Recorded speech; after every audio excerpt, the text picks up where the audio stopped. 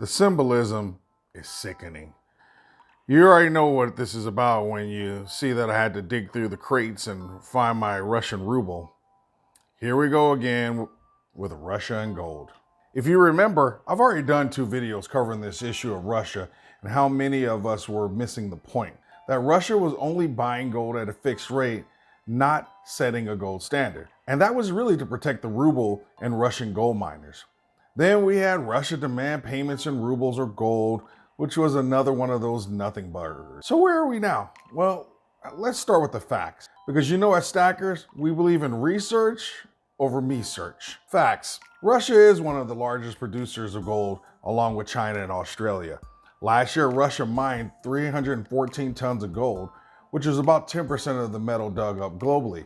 And that equates to about $19 billion at current prices. But even before all this, Russian gold miners mainly sold their gold to Russia commercial banks, which typically either sold the gold to the Russian central bank or they just exported. So besides the G7 countries, Russia also sends its gold to China, India, Switzerland, Turkey, Kazakhstan, and a couple other countries. Some of you may have already seen the new report from a few days ago that Switzerland imported Russian gold for the first time since the Ukraine attack. Switzerland took 3.1 tons of gold, which is about $200 million from Russia in May. And that accounted for about 2 to 3% of its total imports from Russia. In comparison, Russia used to on average send about 2 tons of gold a month to Switzerland. Take a look at the screen here, and here's a little chart about how much gold Russia actually sends to China, Hong Kong, and India, all of which are not a part of the G7 as shown in this chart. And then this ban on Russian gold, it really started March 7th with the LBMA. Here's a clipping from the article. In fact, what did Russia do in response? Well, on March 5th, they announced that they would buy gold at a fixed price. Again, I covered this in great detail in my Golden Ruble video. Take a look. The buying of gold was to protect their miners and address the ruble, which had been decimated by US sanctions and world sanctions as well. But remind me what the ruble has done in response? Oh yeah, take a look at the screen. Less than a week ago, the Russian ruble hit its strongest level in 7 years.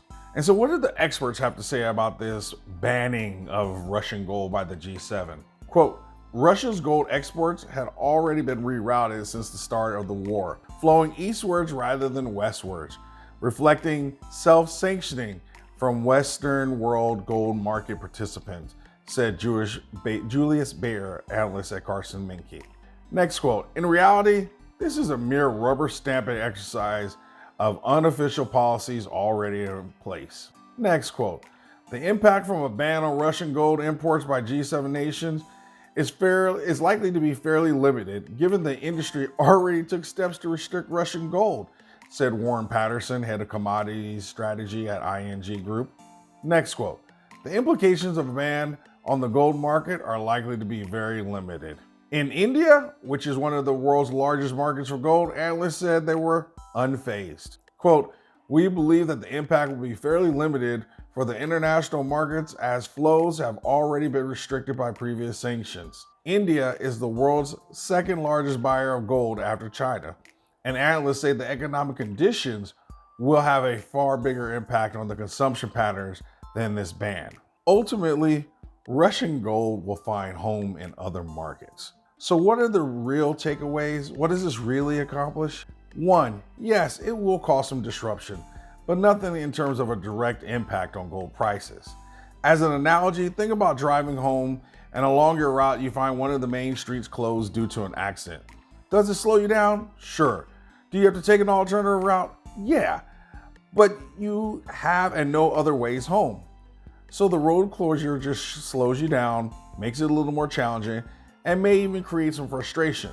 But when it's all said and done, you'll make it home. When it's all said and done, Russia will still sell its gold. Second important point, it does start to create a greater divide between what some are referring to as the East and the West, effectively delivering another punishing blow to the globalism movement that we seem to be retreating from as a world. And so that does create some potential ramifications as we become more segmented as countries into regions and as allies when we spend all this time over the last decades trying to create a global marketplace. And now we found ourselves dependent upon so many other countries for goods and services. Now that could be a real issue. The third step, it does push us closer to a potential war with Russia, be it physical or economic war. We have to also remember that this latest move of banning the gold was done in the shadow of Lithuania imposing a partial blockade on a Russian enclave that sits between Lithuania and Poland. The Kaliningrad region is sandwiched between the two NATO member countries and has been Russian territory since the end of World War II in 1945. So if Putin's going back to get Ukraine and some of these other countries, how do you think he's going to feel about something that's been a part of Russian territory since 1945? Well, Dr. Stacker, if this doesn't really mean anything, why did you make a video? Because our governments are masters at distraction and spinning a message. My final point, and I've saved this for last because I want to be clear that this is purely my opinion, but I wouldn't be surprised if the US isn't trying to antagonize Putin and Russia as a way to get involved in the war. Nothing unites a country against someone like war. And regardless of it largely being a myth, many still believe war is good for the economy as it can lead to increases in GDP. We know that war is a great distraction, and we're looking for any distractions and anyone to blame that we can.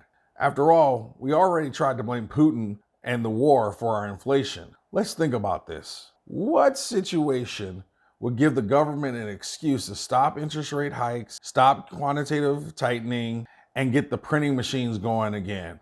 War.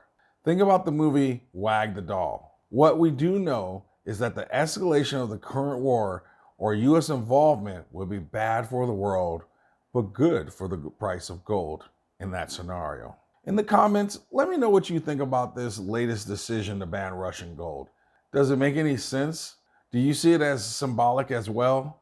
Do you think this could escalate tensions to the point that the US may become involved? I thank you for your time. You're always my A+ students for seeing the videos all the way through. Always stack smarter and never stop learning.